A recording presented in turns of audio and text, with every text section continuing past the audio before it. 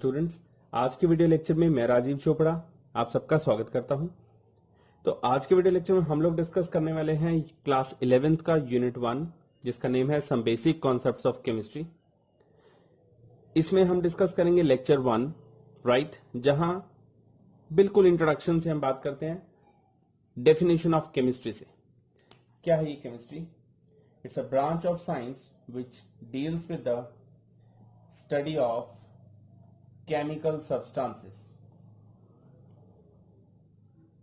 or we can say matter, right? Chemical substances की studies को chemistry कहते हैं। फिर अगर साइंटिफिक लैंग्वेज की बात करें, it's a branch of science which deals with the what these three factors like composition, properties and structures of matter. Matter की कंपोजिशन क्या है, मैटर की प्रॉपर्टीज कैसे होंगी, मैटर का स्ट्रक्चर क्या होगा। तो सबसे पहले आप लोग को मालूम होना चाहिए ना ये मैटर क्या होता है। Matter anything which occupy space and have particular mass, that is called matter. हमारे आसपास चाहे वो कोई पेन है, चाहे कॉपी है, चाहे वाटर है, चाहे गैस है, राइट ये सब एग्जाम्पल, ये सब क्या है, पार्ट ऑफ द मैटर है, because there is particular mass and they can occupy the space also, right? So let's take a simple example like water, okay? तो water की composition क्या है, उसमें हाइड्रोजन एटम है, उसमें ऑक्सीजन एटम है, okay कैसे बना, दैट इज कंपोजिशन। कौन कौन से कंपोनेंट उसमें इन्वॉल्व हुए, क्या उसकी प्रॉपर्टीज हैं, उसकी डेंसिटी कैसी है, उसमें कलर होगा नहीं होगा, उसका ऑर्डर क्या होगा, आई मीन स्मेल कैसी है, राइट उसकी प्रॉपर्टीज क्या है, क्या है वाटर का बॉइलिंग पॉइंट, वॉटएवर, क्या है स्ट्रक्चर, वाटर का स्ट्रक्चर किस ढंग से बनेगा। तो इस तरह की स्टडीज को हम कहते हैं केमिस्ट्री। तो अब हम बात करने वाले हैं एप्लीकेशंस ऑफ केमिस्ट्री की। हमने बोला केमिस्ट्री क्या है, study of the chemical substances. तो अब एप्लीकेशन बोले तो डेली लाइफ में इनका क्या यूज है। Number first, there are many categories like food, cleansing purpose, medicine, agriculture, whatever. हम बात करने वाले किसकी, फूड की, राइट खाने पीने की चीजों में केमिकल्स का रोल हम डेली लाइफ में बहुत इजीली ऑब्जर्व कर सकते हैं। एग्जांपल लेते हैं जैसे इनो का, जैसे शुगर फ्री टेबलेट्स का, राइट ये क्या है, केमिकल सब्सटेंसेस है, काफी इंपॉर्टेंट रोल है फूड प्रोडक्ट्स में। फिर बात करते हैं क्लींजिंग पर्पज में, साफ सफाई के काम में केमिकल्स का बहुत इंपॉर्टेंट रोल हम ऑब्जर्व कर रहे हैं। डेली लाइफ में अगर बात करूं तो आजकल सैनिटाइजर का रोल हम सुनते हैं, राइट जिसमें बोल रहे हैं अल्कोहल बेस्ड सैनिटाइजर है जो वायरस को, बैक्टीरिया को क्या करेगा, किल करेगा। तो ये क्या है, केमिकल सब्सटेंस है ना, क्लीनिंग करने में काम आ रहा है, क्लींजिंग पर्पज में इसका पूरी तरह इस्तेमाल हो रहा है। मेडिसिन की बात करते हैं, जो भी टैबलेट्स हैं, डिस्प्रिन, क्रोसिन, पैरासिटामोल, राइट कोई इंजेक्शन की बात हो रही है, बोल रहे हैं कि कोरोना वायरस को किल करने के लिए वैक्सीन इन्वेंट की जा रही है, तो क्या है, मेडिसिन की बात हो रही है, राइट तो केमिकल सब्सटेंसेस हैं, मेडिकल लाइन में भरपूर इसका इस्तेमाल हो रहा है, that is application of chemistry. Agriculture field में भी केमिकल्स का पूरी तरह रोल दिखाई देता है। जैसे बेस्ट एग्जांपल यूरिया का है, डीडीटी का है, एग्रीकल्चर लैंड के लिए डीडीटी को यूज किया जाता है, राइट ओके तो ये थी एप्लीकेशन। इस तरह से और भी काफी एप्लीकेशन हम स्टडी कर सकते हैं, राइट जिनमें हम केमिकल्स का रोल देख सकते हैं हमारे आसपास, that is called application of chemistry.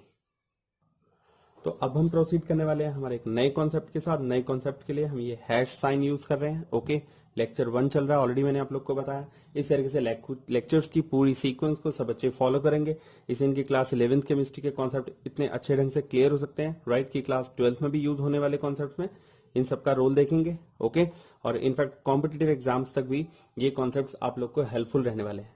सबसे खास बात रहेगी इन वीडियो लेक्चर्स की कि इन्हीं के साथ आपको हर पॉसिबल लेवल के क्वेश्चंस का स्टाइल दिखाई देगा, ओके तो कॉन्सेप्ट पर कमांड डेफिनेटली बनेगी।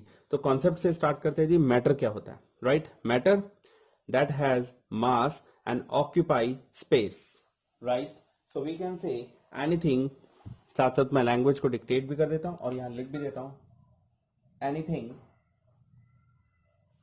That has mass and occupies space, right that is called matter. तो मैटर की क्लासिफिकेशन की बात करें तो ये physical classification and chemical classification दो तरह से होता है, बट फर्स्टली हम फोकस करें किस पर, फिजिकल क्लासिफिकेशन पर। फिजिकली देखें तो मैटर की अब तक छोटी क्लास से भी अगर बात करें तो ये तीन स्टेट के बारे में बच्चे स्टडी करते आ रहे हैं, solid state, liquid state and गैसीय state. Okay, but keep this thing in your mind, there are two more states of matter, that is fourth one is plasma state and fifth one is super cooled state. Okay, तो one by one हम इन सबको study करना शुरू करते हैं। तो अब बात करते हैं हम इन तीन स्टेट्स की। Number first your solid state, second one is liquid state, another one is गैसीय स्टेट, राइट। तो यहां हमने देखा कि सॉलिड हो, लिक्विड हो या गैस, इनके कंपोनेंट्स क्या हैं। इनमें एटम्स, आयंस, मॉलिक्यूल्स की बात हो रही है। तो यहां वर्ड एग्जैक्टली हम क्या यूज करते हैं, पार्टिकल्स, राइट। तो सॉलिड्स क्या होंगे, in which particles are closely packed और we can say tightly bound, एक के साथ एक पार्टिकल परफेक्टली सेटल्ड है, परफेक्ट ऑर्डर में है, that is called your solid. Okay, liquid की बात करते हैं तो particles are present what, loosely packed, you can say particles are present just far away from each other, called liquid. Gases की बात करते हैं तो particles are very loosely packed with empty spaces between them, or you can say in case of gases particles are rarely present. कुछ keyword और use करते हैं, shape और वॉल्यूम की बात कर रहे हैं। तो सॉलिड के केस में क्या होगा, शेप डेफिनेट है और वॉल्यूम भी डेफिनेट है, फिक्स्ड है। लेकिन जब लिक्विड की बात होगी, लिक्विड की कोई शेप फिक्स नहीं है, लिक्विड की शेप इनडेफिनेट है लेकिन उसकी वॉल्यूम डेफिनेट है। बात हो रही गैस की, ऑक्सीजन गैस इमेजिन करो, कोई शेप नहीं है, राइट, कोई इस केस में वॉल्यूम नहीं है, तो इनडेफिनेट है दोनों केसेस में। तो अगर लैंग्वेज की बात करें तो सॉलिड स्टेट में लैंग्वेज क्या बनेगी, सॉलिड्स की डेफिनेशन क्या बनेगी, in this state of matter what the shape as well as volume both are definite. Liquid के केस में, in case of liquids the shape is indefinite while volume is definite, volume fixed है। Liquid को 2 litre cold drink को bottle में रखा, glass में डालने पर ऐसा तो नहीं कि उसकी वॉल्यूम कम ज्यादा हो जाएगी, लिक्विड तो 2 ही लीटर रहने वाला है ना। गैस की बात कर रहे थे तो गैसेस के केस में ना तो उनकी शेप फिक्स है और ना ही उनकी वॉल्यूम, राइट, वो भी इनडेफिनेट रहेगी। एग्जाम्पल की बात करते हैं तो कुछ छोटे छोटे पॉइंट्स को प्रोसीड करते हुए एग्जाम्पल्स की बात हो रही है। सॉलिड्स में एग्जाम्पल होंगे wood, table, copper rod, common salt etcetera. Liquids में example water, milk, oil etcetera. Gases में air like oxygen, hydrogen, carbon dioxide etcetera. तो ये एग्जांपल्स है किसके, गैसेस के।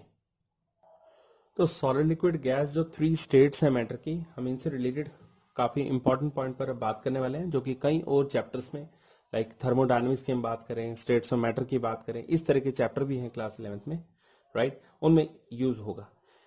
ओवरऑल इस कॉन्सेप्ट को क्या बोलते हैं, phase transformation. Solid, liquid, gas तो बड़ी बिल्कुल कॉमन सेंस की बात है, जनरल नॉलेज की बात है। Still we are talking about now phase transformation, right, in which we can observe one phase or you can say one state of the system converted into another state of the system, right, and vice versa.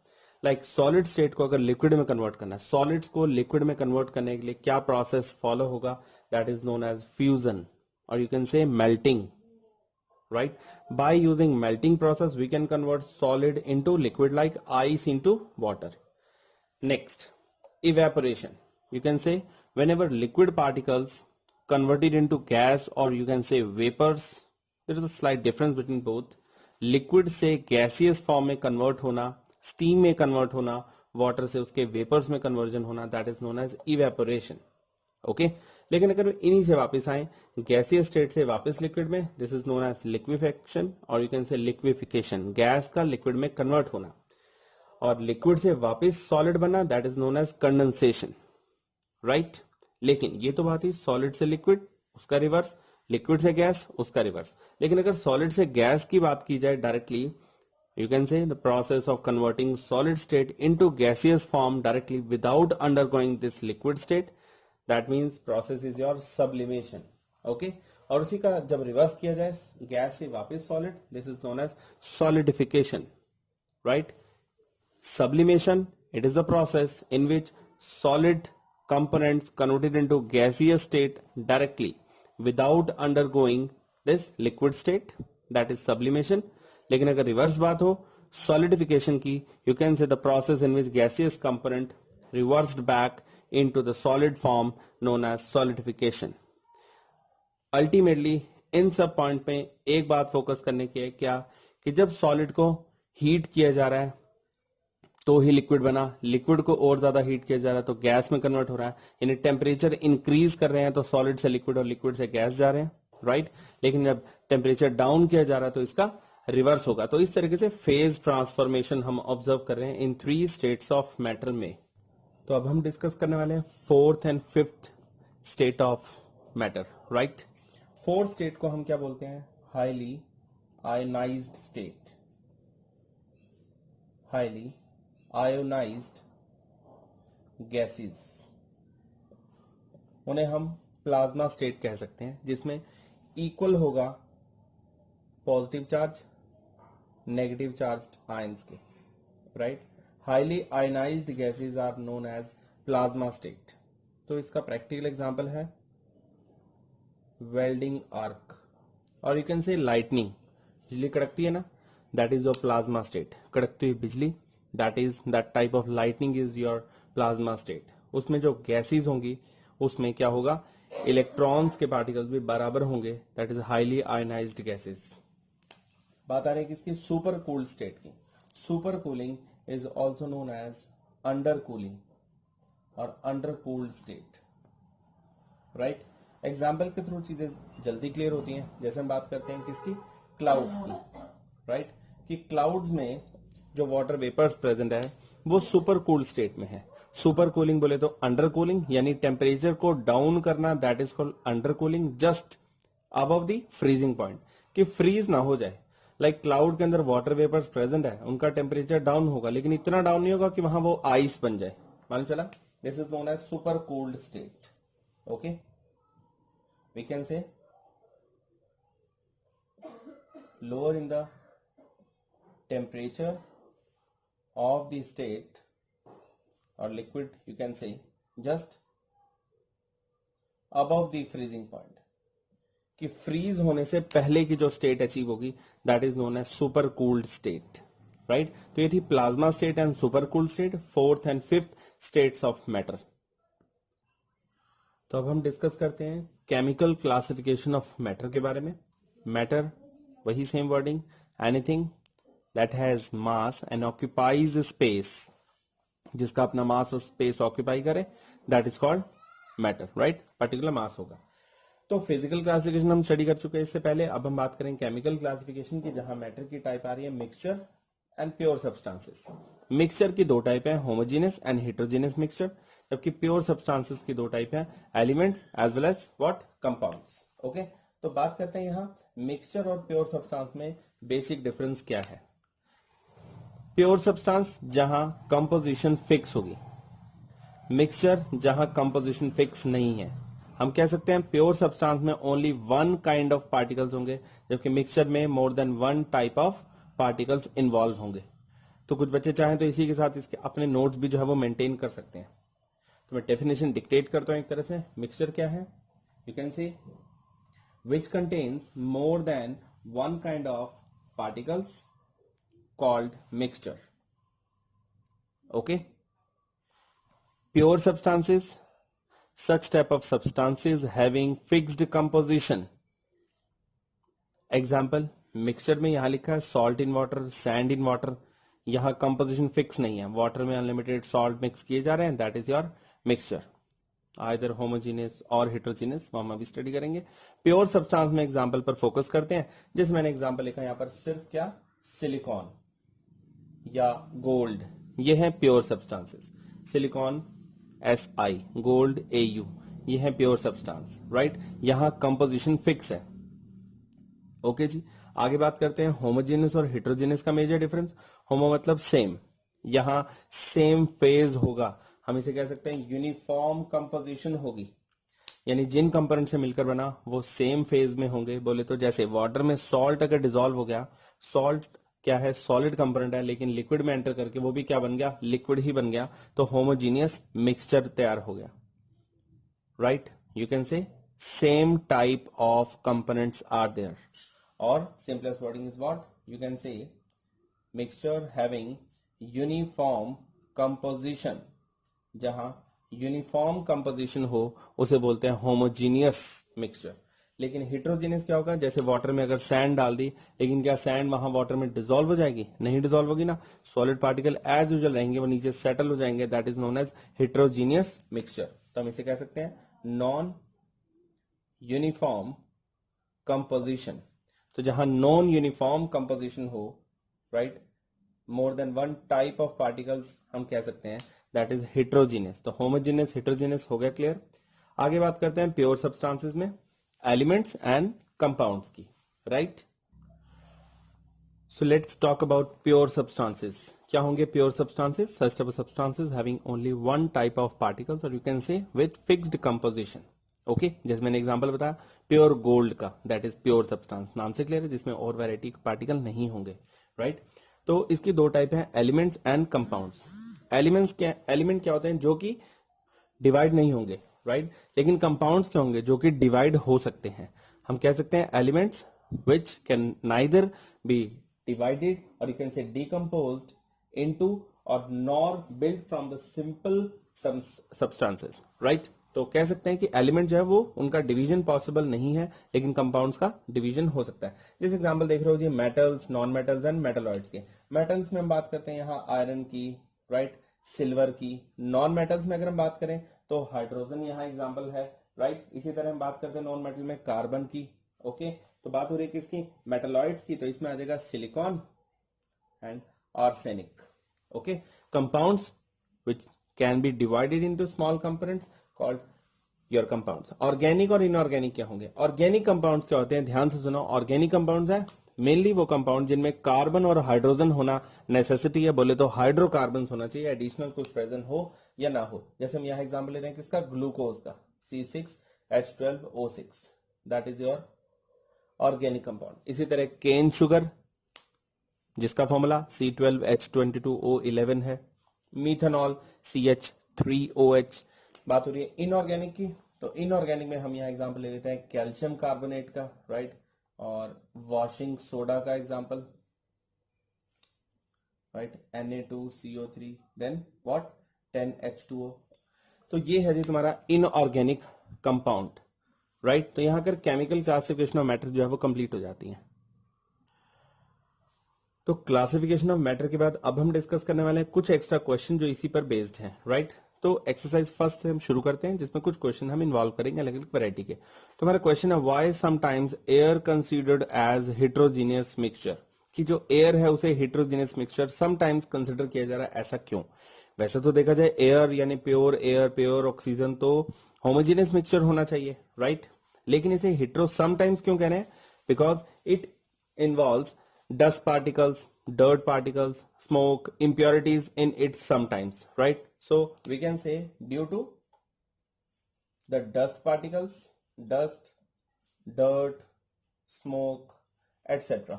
into it sometimes. That is why it is considered as heterogeneous mixture also. Okay. So another question is how can you separate a mixture of table salt and glass powder?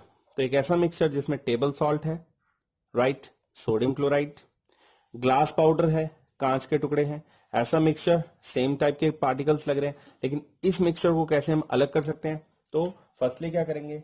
Bye dissolving into water and filtration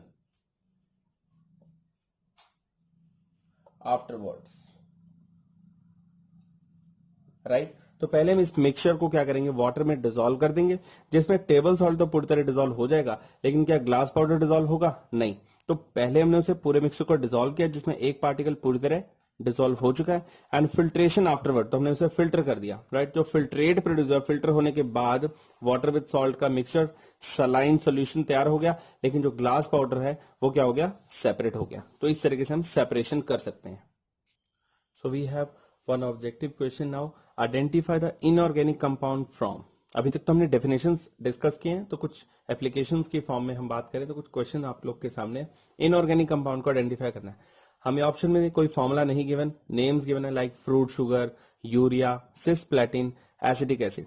तो आप लोग को ये सब names जो given है उनके formulas clear होंगे तभी तो आइडेंटिफाई कर पाओगे कि either organic compound is given और इनऑर्गेनिक कंपाउंड इज गिवन। तो बात करते हैं फ्रूट शुगर की। क्या होता है fruit sugar? Fruit sugar actually fructose को ही बोलते हैं, राइट? इसका फॉर्मूला है C6H12O6, राइट? हमने डिस्कस किया ऑर्गेनिक कंपाउंड क्या है। ऑर्गेनिक कंपाउंड हम हाइड्रोकार्बन्स को ही बोलते हैं। तो कोई भी ऐसे कंपाउंड जहां हाइड्रोजन और कार्बन इन्वॉल्व है, दोनों एलिमेंट प्रेजेंट है, एडिशनल कुछ हो या ना हो, दो कार्बन और हाइड्रोजन अगर ये एलिमेंट प्रेजेंट है, दैट मीन्स वो ऑर्गेनिक कंपाउंड होगा। तो इसका मतलब ये ऑप्शन तो हो नहीं सकती इनऑर्गेनिक कंपाउंड। आगे डिस्कस करते हैं यूरिया के बारे में। यूरिया का फॉर्मूला है NH2CONH2। इसमें भी तुम ऑब्जर्व करो कि कार्बन है, हाइड्रोजन है, राइट? तो क्या बी ऑप्शन इनऑर्गेनिक हो सकता है? नहीं, ये भी एक ऑर्गेनिक कंपाउंड है, राइट? तो ये भी ऑप्शन नहीं है। बात करते हैं सी ऑप्शन की। सी ऑप्शन में हमें नेम गिवन है क्या? सिस्प्लेटिन। क्या होता है सिस्प्लेटिन? सिस्प्लेटिन एक्चुअली कैंसर के इनिशियल स्टेज में यूज होने वाला केमिकल है, राइट? ड्यूरिंग यू कैन से कीमोथेरेपी। कीमोथेरेपी केमिकल्स की हेल्प से जो ट्रीटमेंट दिया जाता है दैट इज कंपाउंड क्या रहेगा? सिस्प्लेटिन। सिस्प्लेटिन का फॉर्मूला क्या है? PT NH3 twice and Cl2, right? This is known as cisplatin. But observe करो, क्या यहां पर कार्बन प्रेजेंट है? नहीं, क्लोरीन है ये, राइट? हाइड्रोजन है बट कार्बन और हाइड्रोजन दोनों होंगे तो ही ऑर्गेनिक कंपाउंड है। इसका मतलब ये कैसा कंपाउंड हो गया? ये हमारा इनऑर्गेनिक कंपाउंड है। फिर भी हम फोर्थ ऑप्शन के बारे में सोच लेते हैं। एसिटिक एसिड किसे बोलते हैं? CH3COOH को। ये फोर्थ ऑप्शन में गिवन है, तो ये भी हमारा एक ऑर्गेनिक कंपाउंड है। इस तरीके से हमारा एक ऑब्जेक्टिव क्वेश्चन जो है वो कवर हो गया कि सिस्प्लेटिन हमारा इनऑर्गेनिक कंपाउंड है। So here we have one more objective question. Identify first man-made organic compound out of the following. Organic compound तो ये सारे ही हैं, right? क्योंकि organic compound की definition यहाँ valid है. Hydrocarbons are known as organic compounds. That means compounds containing carbon as well as hydrogen known as organic compounds. So we have four options like CH3OH which is known as methanol, C12H22O11 that is cane sugar, NH2CONH2 option B, this is your urea, and fourth one is C6H6 which is known as benzene. Okay, तो बात हो रही है first man made organic compound. इनमें से first man made organic compound कौन सा है जिसे आर्टिफिशियली प्रिपेयर किया गया? That was urea. Actually organic compound की जो ओल्ड डेफिनेशन थी वो कुछ ये थी, the compounds which are prepared by the living organisms only, उन्हें ऑर्गेनिक कंपाउंड कहा जाता था। बट डेफिनेशंस फिर चेंज होती रहती हैं। मॉडर्नाइज डेफिनेशन आई क्या कि ऑर्गेनिक कंपाउंड्स क्या है? Hydrocarbons are known as organic compounds, right? तो क्योंकि ये मैनमेड भी हो गया, अब आर्टिफिशियली भी प्रिपेयर होने लग गए, तो इनकी डेफिनेशन जो है वो चेंज हो गई। तो ये इस क्वेश्चन का आंसर था, राइट? तो यहां आकर हमारी मैटर की कंप्लीट क्लासिफिकेशन जो है वो कवर हो जाती है with few additional questions. Thank you so much. Thanks for watching this video. Please subscribe our channel Chemistry Wale for more updates regarding your new lectures based upon this chapter. Thank you so much.